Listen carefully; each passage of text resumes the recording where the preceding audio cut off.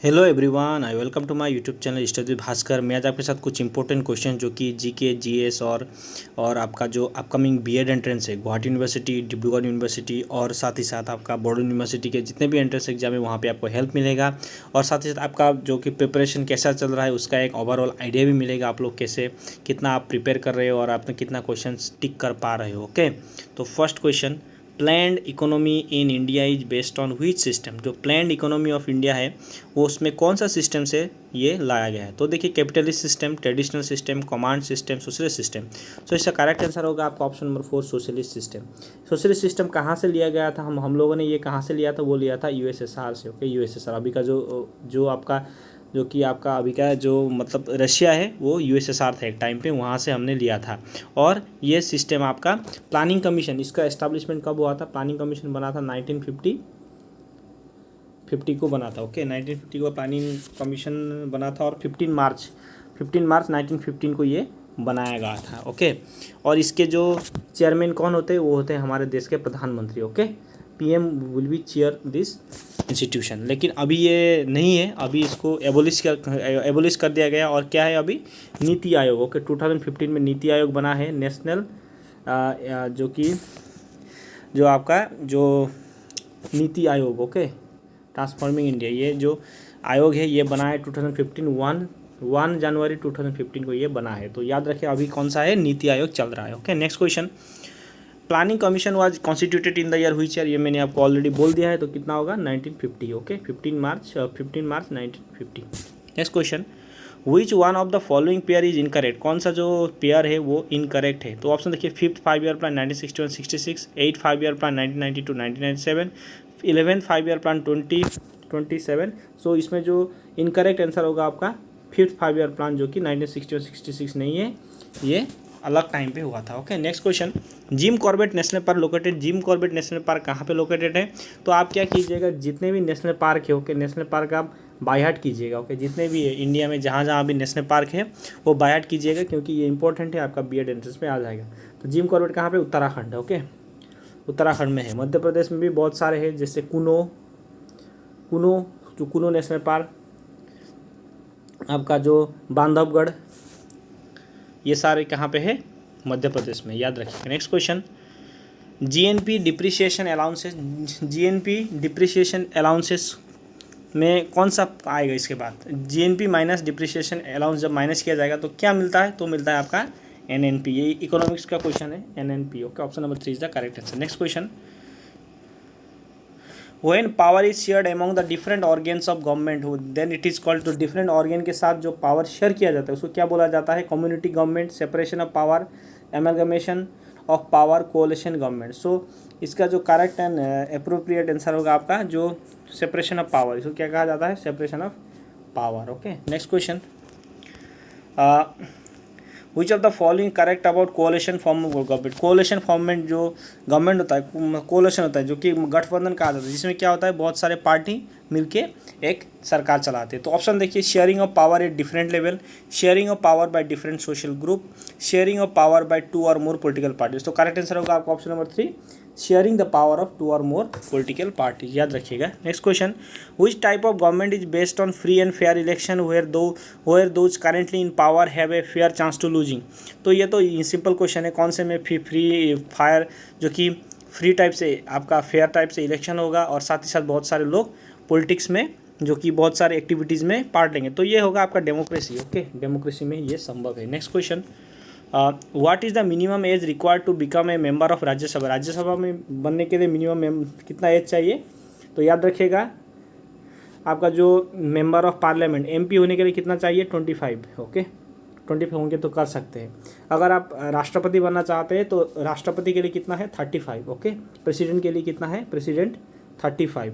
और यहाँ पे जो राज्यसभा के लिए कितना होगा आपका 30। ओके, 30 याद रखिएगा, 30 years. Number 2, minimum as.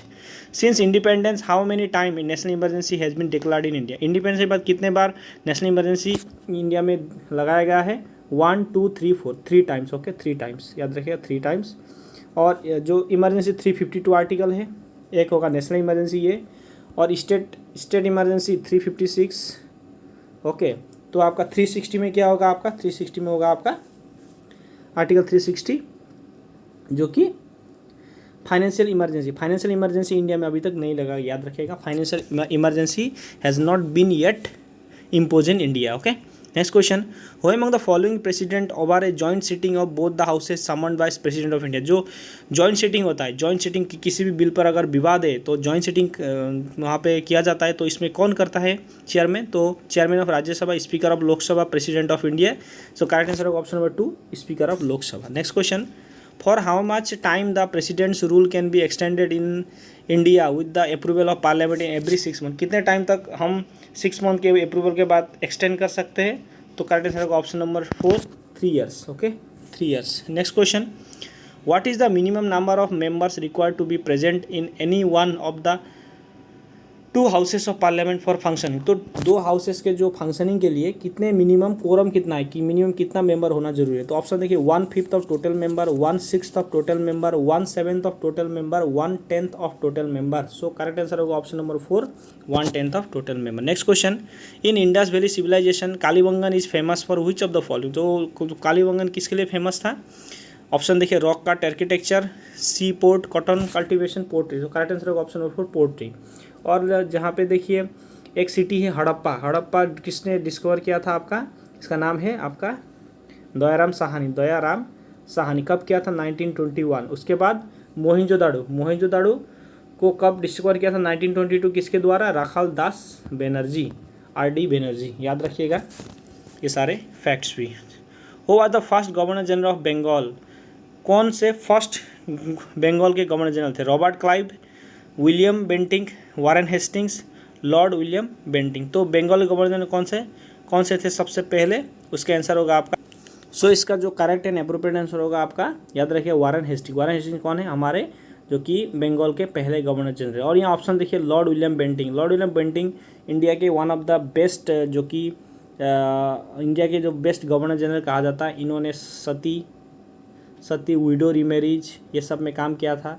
Okay, window remarriage, इसमें एक मुख्य भूमिका पालन किया था सती के, उसमें राजा राम मोहन राय। याद रखिए, राजा राम मोहन राय इन्होंने ही आपका ब्रह्मो समाज का इस्टेब्लिशमेंट किया था। राजा राम मोहन राय ने क्या किया था? ब्रह्मो समाज का इस्टेब्लिशमेंट किया था। ये सब याद रखिएगा, और ये सारे इंपॉर्टेंट फैक्ट्स भी आप याद रखें। Next question, second battle of Panipat was fought between which of 2 armies. कौन कौन से आर्मी के बीच में हुआ था? Babur and Lodhi empire, Babur and Rana Sanga, Akbar and Hemu, Akbar and Rana of Mewar. So Akbar and Hemu जो कि करेक्ट आंसर होगा। Next question, who among the following played an important role in Ghadar movement. Ghadar movement में सबसे इंपॉर्टेंट रोल किसने पालन किया था?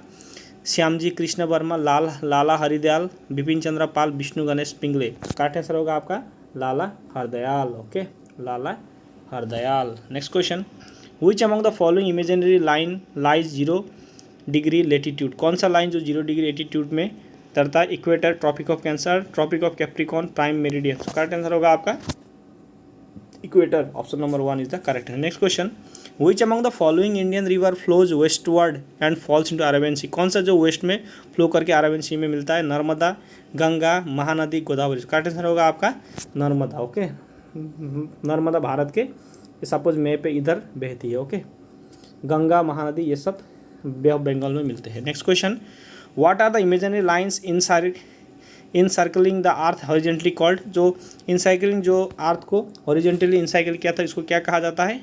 तो इसका जो करेक्ट आंसर होगा ऑप्शन नंबर 4, ऑप्शन नंबर जो इसका लेटीट्यूड। ओके, यहाँ पे लिखा ही है लेटीट्यूड होगा इसका correct answer. Next question, from which of the following continent all 3 latitude equator, tropic of cancer and tropic capricorn have been pass. ये इंपॉर्टेंट है, याद रखिएगा। तो कौन सा है ये है आपका अफ्रीका। ओके, अफ्रीका से क्या किया जाता है? तीनों यहाँ पे पास हो जाते हैं। ये ऑप्शन देखिए, North America, Asia, Africa. So correct option number 4 Africa.